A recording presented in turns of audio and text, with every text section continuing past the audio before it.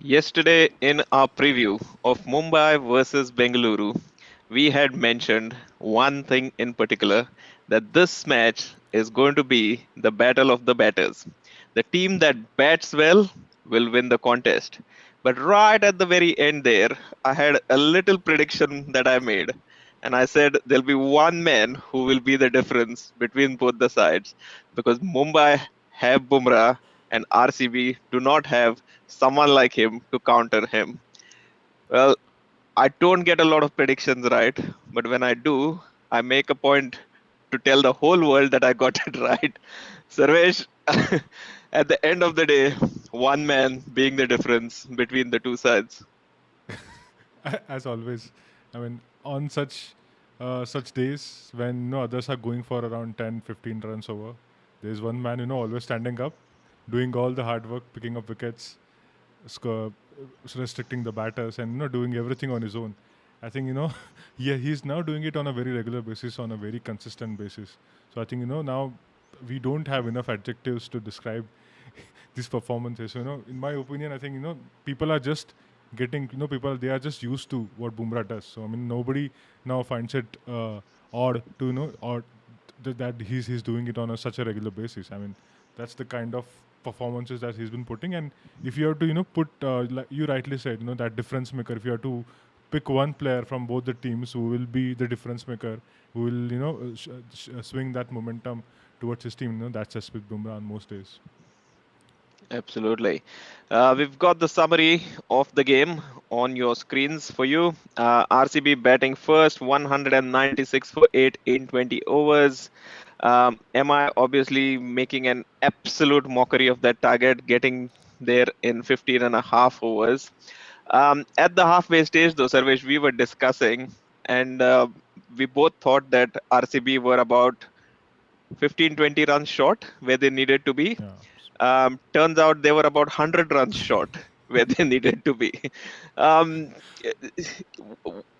can you kind of put context to the fact that one team comes in, scores 196, and plays well? There were some decent innings there.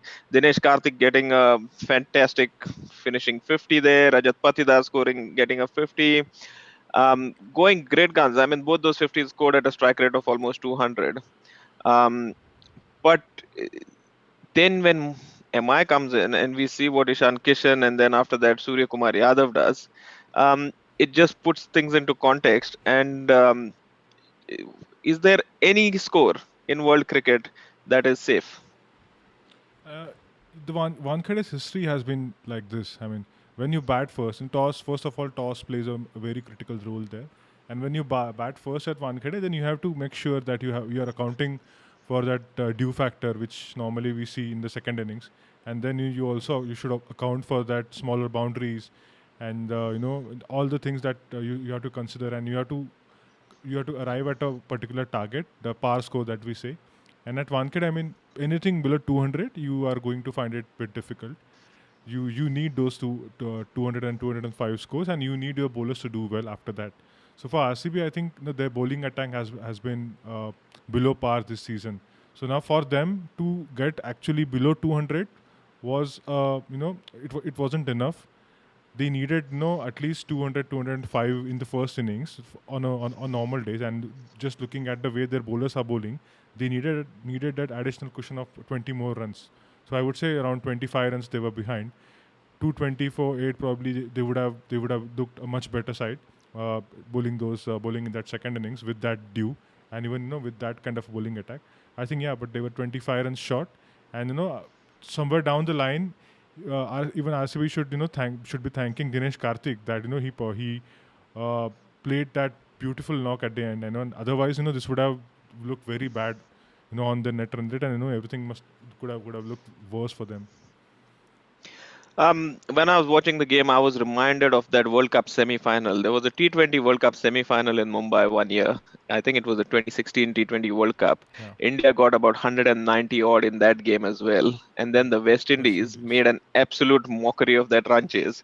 You had the likes of Andre Russell, and before him, I think it was Lendl Forget the name of the Simmons, then Lendl Simmons. yeah, That's right.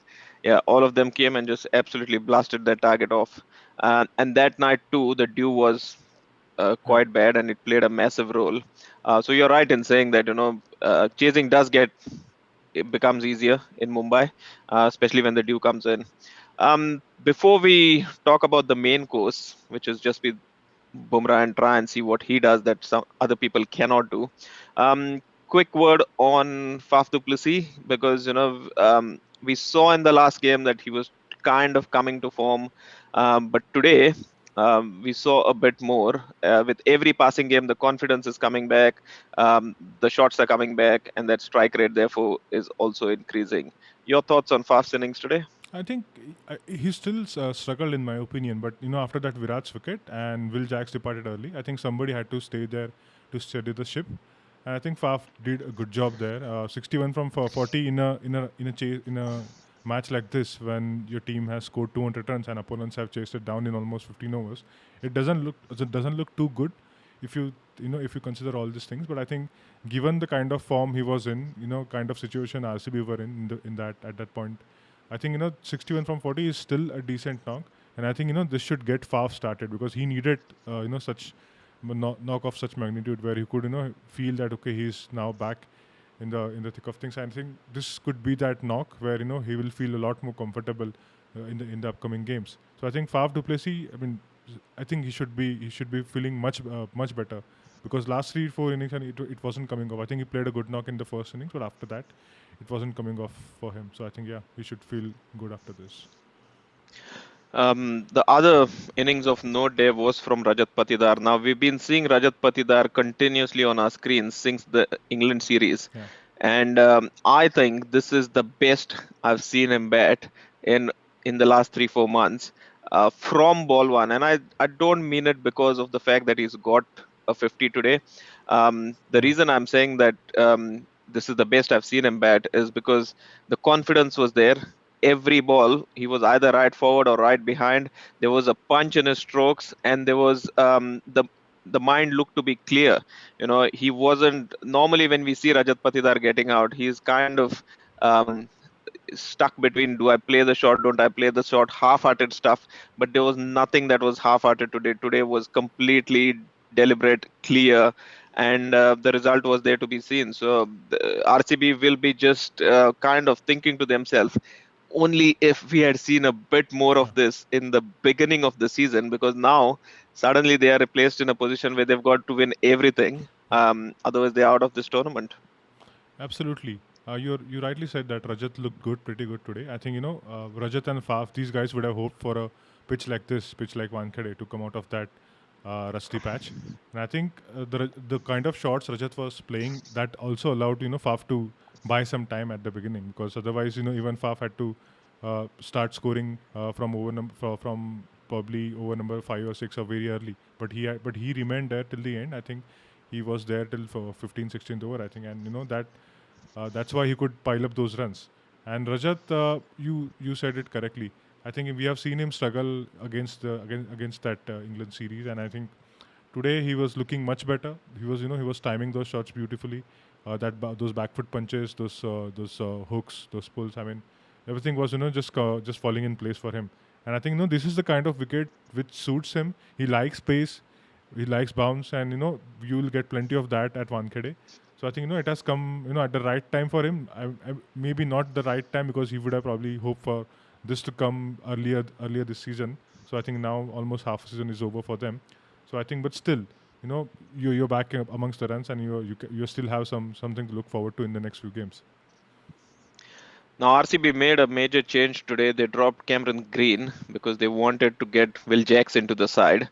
Um, my thought process behind that was if you look at a like for like player, Glenn Maxwell is a Will Jacks kind Yeah, of like for like exactly. player, bowls off spin, scores at a good strike rate. Cameron Green, on the other hand, on this wicket, because Wankhede is traditionally helps the fast bowlers. Um, my thinking was that he's probably better suited to Yeah, this wicket than Glenn Maxwell. And when Glenn Maxwell spent those 4 balls at the crease, you just he's looking like a walking, talking wicket. at the moment, not picking anything from anyone. And Shreyas Gopal just foxed him once again with the wrong one today, and he was clueless. Yeah. So I think I agree with you when you said that it's a like for like replacement for Maxwell.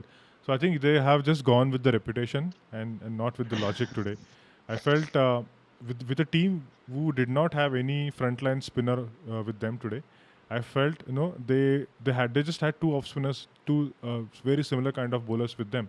So I think perhaps they could have picked Maxwell and stuck with Green for one more game, or otherwise they could have just dropped Maxwell, uh, picked Will Jacks, and could have continued with Green, because I think Green gives you that option with the ball.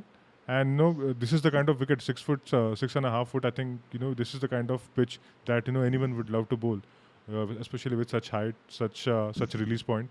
And I think we have not. It's not just his bowling. He has his form at Wankhede with the bat. Is if you look at those numbers look very good. And I think because this was his home ground last season, so he has played 7 games here last season. He knows how the pitch behaves. Absolutely. So I think it I don't know. I mean, it made no sense in my opinion. They could have continued with the same combination, or they could have dropped Maxwell. But I think they had just went ahead with reputation. And I think Maxwell has got out on duck. I think thrice this season. This was his third time, I think. So Yeah. I think, yeah, so they will have to take that harsh call maybe next time, that they will have to drop Maxwell and get Cameron Green back. I mean, Will Jacks, we know his talent. I think he should continue getting those opportunities. But I think, yeah, they will need Green back, and Maxwell will have to sit out and just rethink about his game. Yeah, the story of this season for RCB has been those off-field decisions that they've made, which seem to have Yeah, been costing them quite a bit. Last but not the least, on that batting card, let's talk about Dinesh Karthik, because couple of years back when the T20 World Cup was in Australia, he very widely publicized the fact that he wanted to make a comeback to the Indian team, and he had identified a finisher's role for himself in that side, and he was working towards that, and he had a stellar IPL, which kind of led to his selection yeah. in the Indian team. He didn't have the best of T20 World Cups when he did go to Australia, but that doesn't mean that he didn't deserve to be there, because he deserved to be there on the back of some good performances. This year, he has already said that this is going to be his last IPL. Yeah. Um, hasn't really said anything about international cricket yet. Hasn't really said any ambitions of playing the T20 World Cup or anything like that. But just in his own quiet way, he is still making a point. He is still relevant, and he's still putting those numbers on the board. This that correlation with Dinesh Karthik and T20 World Cups, or any World Cup for that matter, is I think very high. His performances, they start looking very good once we approach the World Cup. So I think, yeah, I mean, I saw that clip today where Rohit Sharma was teasing Dinesh Karthik in between the overs, where he was talking about the upcoming T20 World Cup and that spot which is up for the grabs. And Ishan Kishan was standing there, and was listening to all that conversation. Probably he took that personally as well. But yeah, but coming back to Dinesh Karthik, I mean, nobody knows what's going to happen there, but I think he's making a strong case for himself. Those runs, 53 of 23 from that spot, and RCB were in a bit of trouble at that point. They needed somebody to, give them that finish. Otherwise, the score would have looked like 170, 175 maybe. So, because let's not forget, he didn't just score those runs in that last over, he also hit Jasprit Bumrah for six when he had already taken that fifer. So I think a lot of credit should go to the way Dinesh Karthik is batting, and is still being relevant. Is still trying to make a case for himself. So I think a lot of credit should be going towards him. And I think we don't know. We just don't know what's going to happen. Probably he could go there, go to West Indies, and he could retire on a very high note. So who knows? Yeah, one of the things I like about his batting, and you look at Dinesh Karthik, and he's a short kind of guy. So obviously, you don't think he's got a lot of power, but he does back a punch when he hits the ball.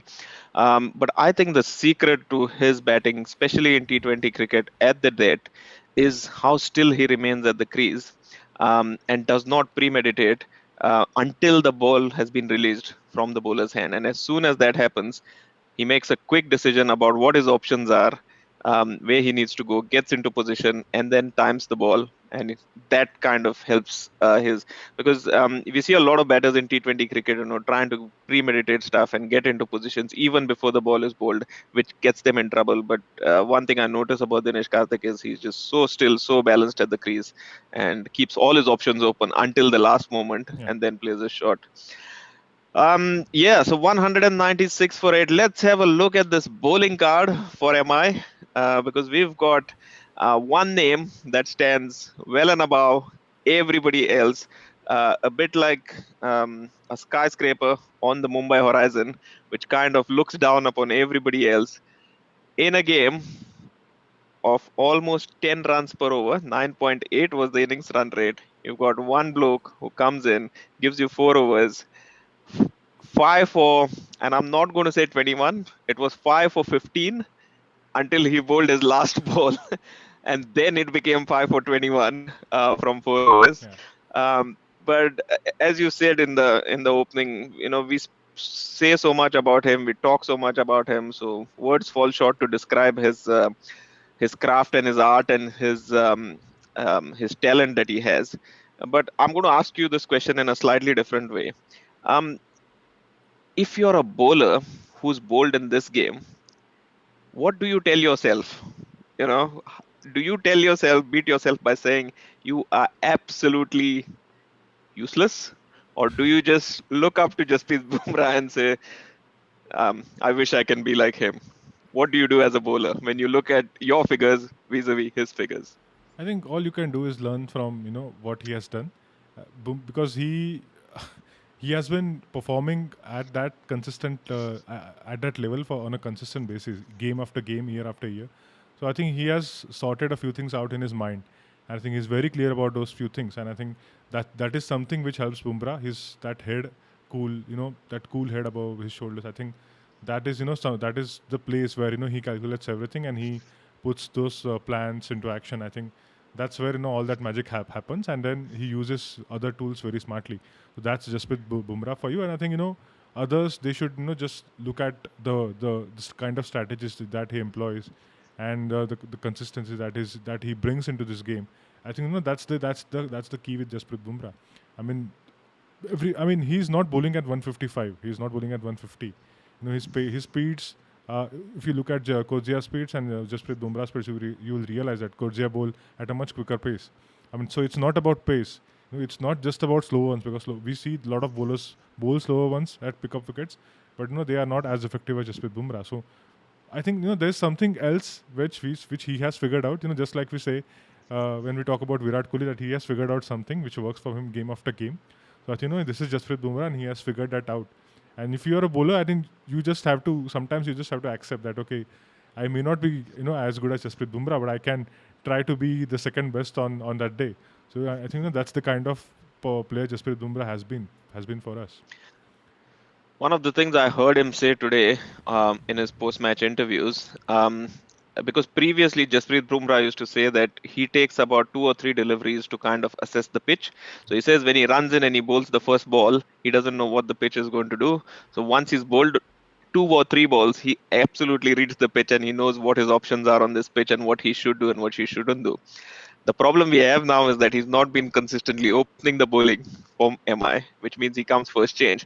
But today, one of the things he said in his post-match interview was that he watched Nabi's first over that Nabi bowled, and he saw that the ball was gripping there, and he said, even before I started bowling, I knew what the pitch was doing, and I knew my options. What are the lengths to bowl? What are the lines to bowl on this wicket? And what are how I'm going to bowl my slower ones and stuff like that. So it just tells you that he is someone who's so switched Yeah. on and such a student of the game that kind of when you learn from your own experiences, that's one sort of learning. But when you go to that next level, you don't even need your own experience. You learn from someone else's experience Yeah. and then tailor made your game for that. So that is something that I thought was brilliant by Yeah, him. if you look at Jasprit Bumrah after his when Mumbai were batting, he was sitting there with Sachin. He was having those were having some quiet discussions, and when you when you are with such good company, I think you you're I mean, with Mumbai Indians, I think you are that background staff that you have. It's brilliant, and the kind of coaches, kind of people that they have. It's absolutely fabulous, and when such players get access to such kind of personalities, from the very young age, I think they tend to pick up a lot of things. And Jasprit Bumrah is, like you said, very smart operator, good student of the game. He learns from every game that he plays, learns from every delivery that he is bowling, and like you said, even when the others are bowling, he learns. And learning quickly is something which comes, I think, very naturally to him. I think what we see, is just a result of that, because everyone has access to those replays and those tapes and analysis, and everyone, that numbers, stats, everyone has access to that, but he still outperforms everyone. That means there is something else which is working from him. I mean, it just happens in his mind. Absolutely. Right, so 197 is what MI had to get. And as we said at the halfway stage, we thought RCB were about 15-20 runs short of the target. What followed next was an absolute demolition job of that target. Um, I mean, every batter got in, every batter smacked it. Um, you look at that scorecard, and the slowest strike rate on it is by Rohit Sharma with 158.3. And when you see a strike rate of that being the slowest in the innings, you can totally understand what kind of innings it was. Um, we've spoken. I mean, we all know about Rohit Sharma, so let's not spend any time talking about him. But Ishan Kishan, been through a lot of late. Still staking a claim for that wicketkeeper's slot in Team India's T20 World Cup chances. Um, Comes out 200 run target, absolutely no fear, just goes after the bowling from ball one. So I think Ishan needed this kind of an innings, because uh, you rightly said, things haven't been working out for him in the recent past. And in a run chase like this, when you perform like that, you are not only scoring those runs, you are basically killing the game for your side. I mean, that power play, 75 odd runs in power play, and Ishan Kishan was going at more than 200 runs at 200 of strike rate at that time. So I think that nearly killed the game for Mumbai. They knew that they are going to win this game. It was just about when and how much net run rate could they gather from this game. It was just about that. So I think he needed that kind of a start. I think this is the ideal pitch to do this. We spoke about Rajat and Faf. I think Ishan also would have hoped that it would fall in place for him maybe this game. This is a good pitch. He likes batting here. His numbers on this pitch are great. So yeah, I mean, those bowlers, the Mohammad Siraj, all those guys, these are international bowlers. Reece Topley, but I think he was looking in great touch today. Those 5 6s, and especially that six that he hit against Mohammad Siraj, that against the just above the point, that there was a fielder placed there particularly for that shot, but he still had the guts to play it over him, and the timing on that shot was magnificent. I mean, I could not imagine someone even doing that. Just playing that back foot kind of a cut over points fielder, over deep point. I think that showed. If you look at Rohit Sharma's reaction after that shot, it tells you that that was not an easy shot to play. Even Rohit was very impressed the way he played it. So I think this is a good start. I mean, when I say start, what I mean to say is this is where his season could get a real kick on, and I think we could see him scoring those runs quickly. And again, coming back to that discussion of World Cup and wicket keeper spot, it's still open. And Sanju Samson, Dinesh Karthik, and Ishan, I think these three guys have now, even Rishabh Pant is performing well. So I think these guys look motivated. They know that what's coming next and what they have to do. So I think all the wicket keepers are now looking in great touch. Yeah, there is a saying in English that red sky in the morning is a shepherd's warning. That means it's not going to be such a good day. But when there's also another saying which says red sky at night is a shepherd's delight, which means it's going to be a great night and the weather's going to be beautiful. I'm sure that the sky in Mumbai tonight was red because what a delight for that Yeah. packed stadium. You've just had a fantastic opening partnership, or an entree as you call it. But the main course to follow was that of Surya Kumar Yadav, who came in and it just felt like he's never been away. This was the Surya of old.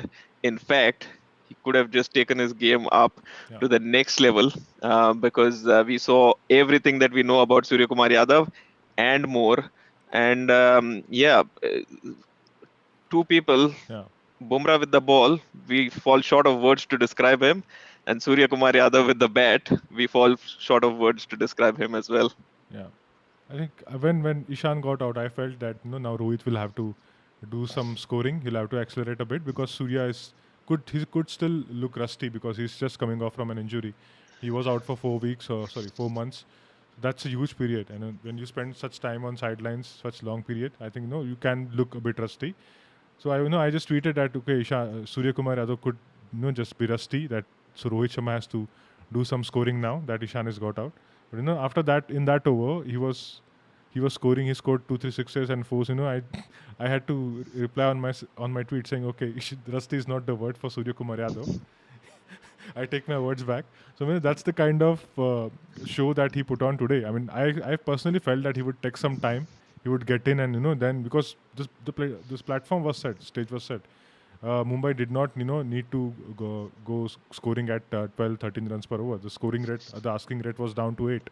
He could have taken some time. He could have just looked for singles, some boundaries here and there, and he could have spent 20, 25 balls, and then he would have looked to do this thing. But I think in his mind he was clear what he needs to do. He started going from very early stage, and I think that tells us his mentality and how he's feeling about himself.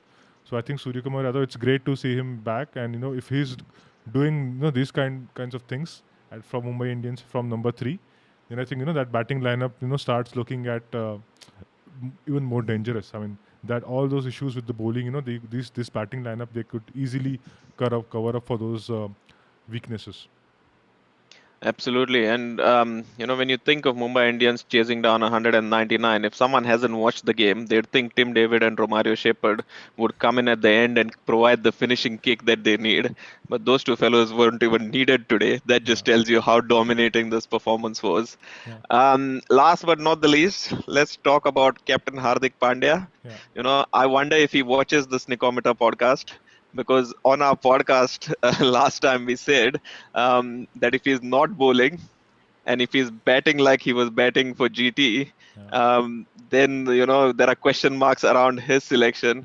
Comes out today, faces only 6 deliveries, 21 runs, 3 out of them out of the park. yeah. Highest strike rate of all those Mumbai batters at 350. What do you and I know about batting, Sarvesh? Hardik's just put everybody else on notice today. Yeah, first ball 6, and that last ball, that winning 6 that he hit, I don't have any words to describe that. That 6 was something else. I mean, I have never seen anyone doing something, with that brute force, and that ball went, over. I don't know how that ball went so long. I don't know what he did, but I think that was something special. That's last 6. Yeah, absolutely. I mean, is one last question before we move on and check the RCB bowling card. Is this performance now putting all the other teams in the competition on notice? Everybody will be looking up because they know what Mumbai are capable of. They know what this side is made of. They won 5 titles in the back, and this performance is going to be one where everybody's going to stand up and say, "Geez, they're Yeah. back." This is a this was a statement actually. Even last game, that 234, the target Mumbai created, I think that that showed the kind of depth Mumbai had with Romario Shepherd, and there was still Mohammad Nabi left down at number, I think, 9 or 10. And even today, Mohammad Nabi, Tim David, Romario Shepherd, these guys did not bat, and Shreyas Gopal as well. He bats. Even he can bat.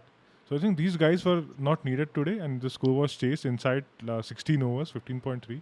I think this is a huge statement. You rightly said that. And I think this looks like a team where the batting unit is now performing well. They will still have to figure out a few things in their bowling, but I think this is the batting unit. I mean, it cannot get better than this. I mean, 5 Indians in that top order, and everyone knows their job, and now everyone is basically, because now Ishan has got 50. Rohit has last game he had a couple of 40s, 49 last game. Surya Kumar also now has a 50. Hardik Pandya, he has some good knocks, 30. Now this knocks will help. Tilak Verma has a 50 under his name. So I think all that top 5 basically is now looking more and more confident, with the kind of runs that they have scored. I think Hardik Pandya was the only missing link there, and I think he will feel a lot better after today. So yeah, this is the ultimate batting uh, top order that you can see. Absolutely. Quick look at RCB's bowling card, although there's not a whole lot to discuss over there because everybody got taken to the cleaners today. You look at the right hand column there of economy rates: 11.33, 12.33, 15.71, 17, 10.66. Now, all those are well above the required run rate that Mumbai started with. So it just tells you that they were all taken to the task. Yeah. Only one question there for you, Sarvesh. Is it time to bring Lockie Ferguson in from New Zealand? Let's get Lockie in. All I can say is that even if Loki comes in, it won't make a lot of difference because anyway they are going for 12, 13 runs per over. So even if Loki goes for that many, I mean, it it won't matter. So nothing So they've bad got can nothing to happen. lose. Exactly, Yeah. nothing bad can happen if they bring him in. So I think they might just just get him in and just might just have a look at him, see what he does. So no harm in trying Lockie Ferguson. I feel they should also get in Cameron Green because if Green goes for 11, 12 runs per over, that's okay because all your main bowlers are going for those many. So I think they have nothing to lose with all those changes. I mean, if your best bowler on the night is going for 10.66, that just tells you that it was a forgettable night for everybody involved. Right, quick look at the points table to see what this result has done to it. Because as we said, Mumbai have made a statement with this victory. You can see what it's done to their net run rate. It's only negative 0.073 now. They are in seventh spot, but with a game in hand um, compared to Gujarat, which means that if they win their next one, they will also have 6 points, and their net run rate's better, which means that will push them up to sixth place. Um, as far as Bengaluru is concerned, you need 8 wins kind of to have a chance of qualifying. They've got 8 games left now. They need to win 7 out of those. This could be the final nail in the coffin, this performance today, one feels. Yeah, I mean, it was pretty disappointing, and you take a few games to just to come out of such bashing. So I think now 7 games out of it, I think they are in a situation where they have got nothing to lose. They can just take it every game as a final. They just go out, perform. If it doesn't come out, then it's okay because you know what's going to happen. If you lose, so you just might as well stop thinking about it and just go out and do whatever you can. So I think that's the kind of situation RCB and I think even Delhi Capitals are in right now. So I think those this is the phase when these teams start looking more dangerous because they know that they have nothing to lose. So I think we might see a turnaround for Bangalore for Delhi in next few games. Yeah, and this is the time when they also start spoiling the party for some of the other Exactly. teams by Yeah. being nuisance values, Yeah. by picking up wins against teams who desperately need to win themselves. Yeah. Yeah. Right, what have we got tomorrow? Tomorrow, I think before tomorrow, I needed to discuss something about Jasprit Bumrah and the purple cap race. I think we skipped that Okay. section. So right now, we have a new leader for the purple cap race, Jasprit Bumrah.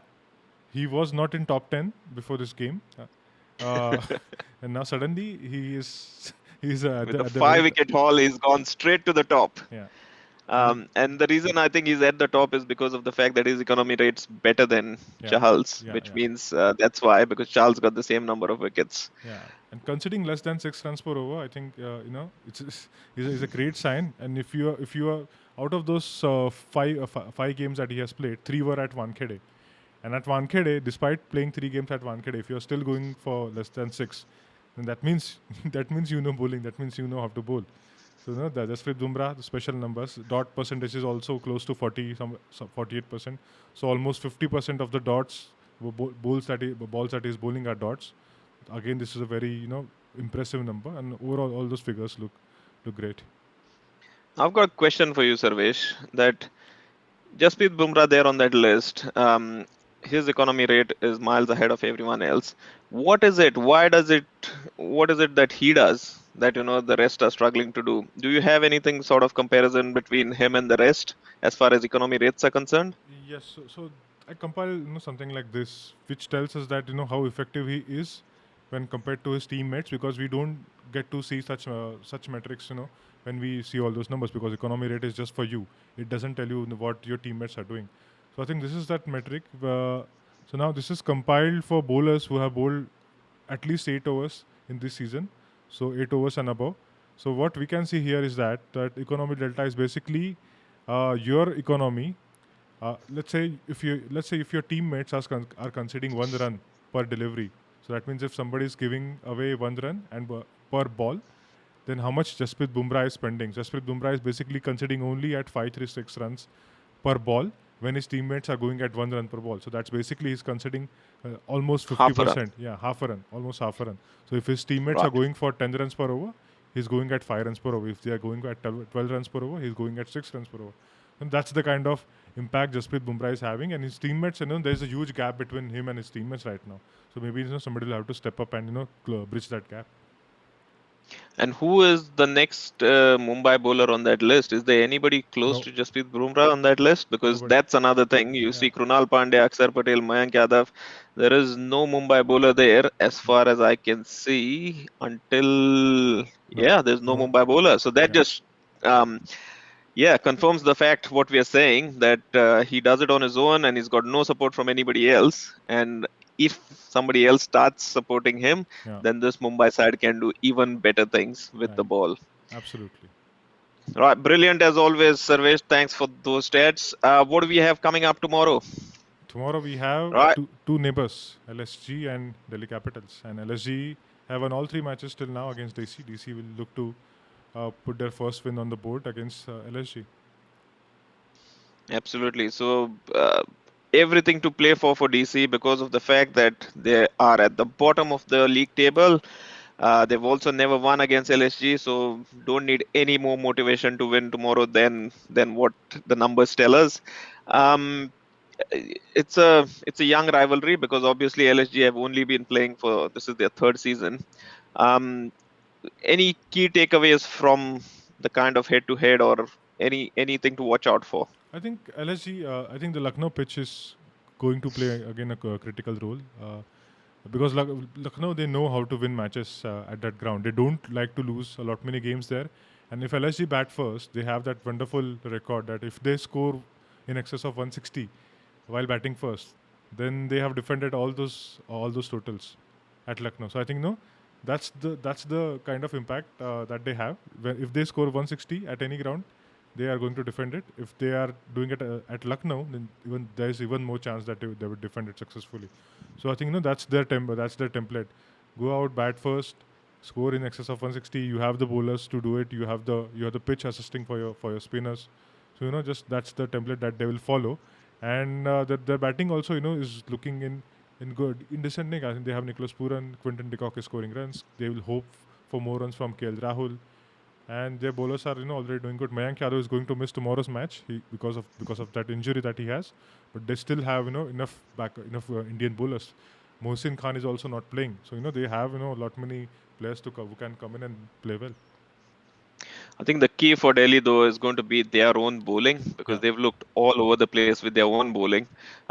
If they can get that sorted, then I think they've got a chance. But if their bowling continues to perform like it has in the last yeah, few games, then they've got absolutely no yeah. chance. They will also Well, hope for uh, Kuldeep Yadav to come back on because if there is any one pitch or two pitches, they will hope that he would play on Lucknow and Chennai.